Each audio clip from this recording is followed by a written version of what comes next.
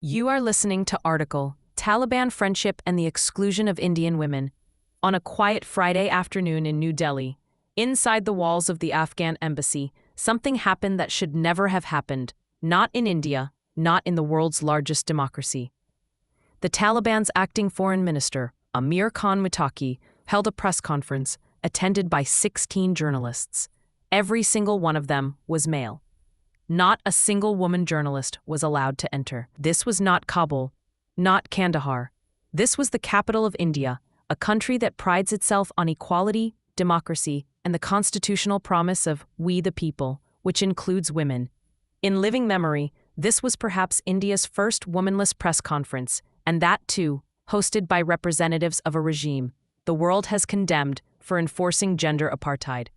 When outrage broke out, the Taliban hastily convened a second press briefing 2 days later, allowing female journalists this time. The excuse offered? A technical issue. A technical problem or a moral one. What kind of technical issue bars half of humanity from doing their job? This was no glitch. It was a mindset. And that mindset, on Indian soil, is more than troubling. For the record, the United Nations calls Afghanistan, under the Taliban, a gender apartheid state. Women and girls are banned from secondary and higher education. They are prohibited from working in most sectors, visiting parks, gyms, or traveling without a male guardian. In 2024, reports from Human Rights Watch noted that over 1.2 million Afghan girls were denied education beyond grade 6. Entire departments of gender studies were shut down. Books written by women were removed from libraries and universities. When such a regime's foreign minister is allowed to hold a press conference in New Delhi without the presence of women journalists, the symbolism is staggering. It's not just about Afghanistan's gender policies anymore. It's about India's silent acceptance of them, even momentarily, within its borders. India's diplomatic dilemma. The Ministry of External Affairs has said it was not involved in the event's organization.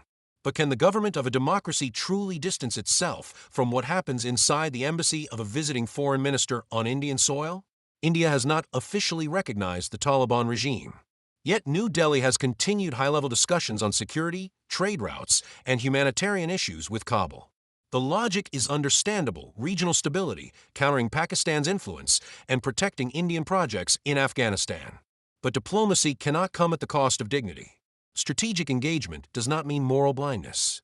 When a regime that bans girls from school is hosted by a democracy that celebrates Beti Bachao, Beti Padhao, the optics are not strategic, they are shameful. There's another uncomfortable question. Where were India's male journalists? Would it have been too much for even one to stand up and say, "Not without our colleagues"? Solidarity is not merely a slogan. It is the spine of a free press. The silence of male journalists that day speaks to a deeper complacency, a quiet erosion of conscience in the face of convenience.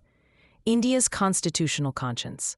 From the Red Fort, a prime minister often invokes Nari Shakti, the power of women.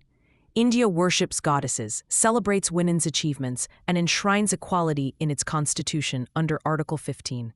Clause 1 of the Article 15 states, "The state shall not discriminate against any citizen on grounds only of religion, race, caste, sex, place of birth, or any of them."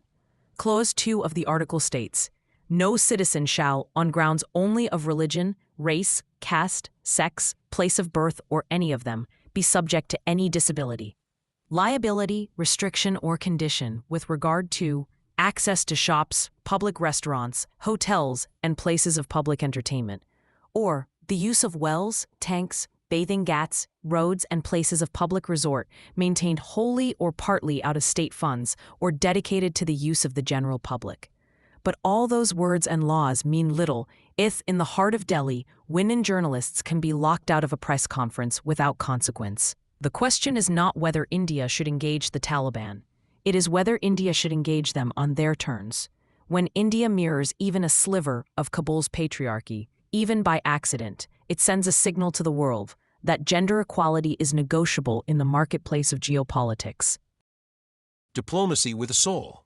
Diplomacy, like democracy, must have a soul. And the soul of India has always stood for something larger: the dignity of every individual, the freedom of thought, and the courage to question. If India cannot draw a line at the exclusion of its women journalists in its own capital, then where will it draw the line?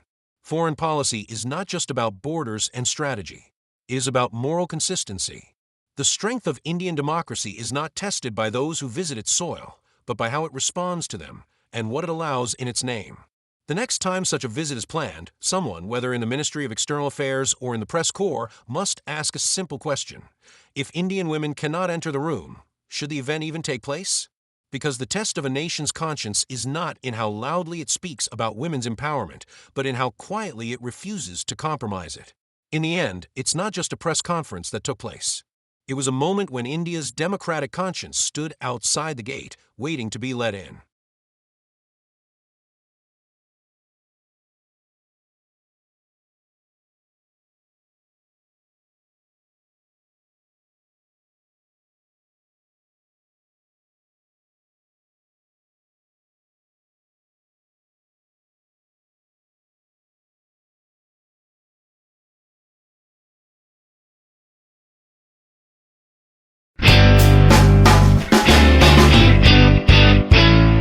So, that was yet another Expert X presentation. Please subscribe us for more in-depth analysis. Thank you.